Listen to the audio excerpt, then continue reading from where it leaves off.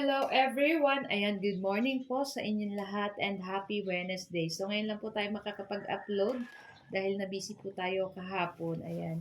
So for today's video ay tara at samahan niyo po akong magluto nitong ating isa na namang napakasarap na ulam. Walang iba kundi itong ating pork with mixed vegetable. So nagustuhan na naman to ng aking 3 sons kaya uulitin ko na naman to guys sa susunod na mga araw. So yun na nga at nagpainit lang tayo nitong ating kawali at naglagay tayo ng cooking oil at pag mainit na ay pwede na nating igisa dyan yung ating bawang and yung ating sibuyas. At pag lumabas na yung aromatic or yung bango nitong ating bawang at sibuyas ay pwede na natin dyan ilagay itong ating pork. So 1 kilo po yan. So yung ginamit natin ay medyo may taba ng konti. Konti lang naman. So, pina-slice ko lang yan ng medyo mahaba na parang pang-igado. Ayan.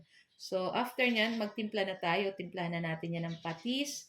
Ayan. Tapos, maglagay na rin tayo ng konting asin para sa pampalasa. Para may lasa na yung ating pork. And, naglagay na rin ako ng pamintang durog. And, maglagay na rin tayo ng dahon ng laurel. Ayan. Mas masarap to guys. Kaya kung di nyo pa natatry yung ganitong luto, ay itry nyo na po. Pwede itong ipanghanda sa kahit na anong okasyon kasi napakasarap po nito. Ayan, so maglagay na rin tayo ng tomato paste. So natira ko pa to guys. Ayan, ilagay na natin. So saktong-sakto lang tong ating natirang tomato paste para dito sa ating lulutuin na pork with mixed vegetables. So halu-haluin lang po natin iyan.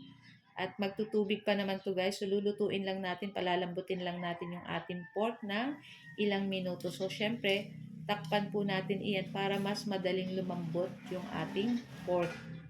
So after ilang minuto, so ayan na nga guys. Ayan, syempre chinek natin kung matigas pa yung pork at pag matigas pa ay magdagdag ulit tayo ng tubig kung kulang pa yung tubig. Ayan.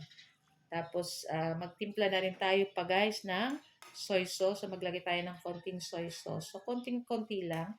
At maglagay na rin po tayo ng 1/2 pork cube para sa pampalasa. Ayan. So, 1/2 lang yung nilagay natin pork cube dyan. Tapos, syempre, maglagay po tayo ng sugar para pambalance sa lasa nitong ating lulutuin. Ayan. So, gumamit lang tayo ng 1 teaspoon.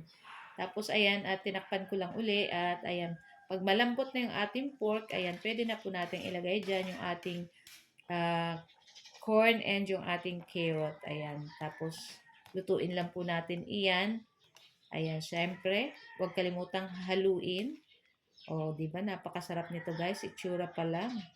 Tapos, ayan, after lutuin lang natin yung ating carrot and ating potato. At pag malambot na rin yung ating potato, ay yung ating carrot at yung ating corn, ilagay na po natin dyan yung ating green peas and yung ating red bell pepper. Ayan. Tapos, lutuin pa natin ng ilang minuto pa and that's it. At luto na rin yan guys. So, pwede na natin ilagay sa ating plato. At napakasarap po nitong ating ulam. So guys, thank you for watching. See you our next video. Ciao! Bye!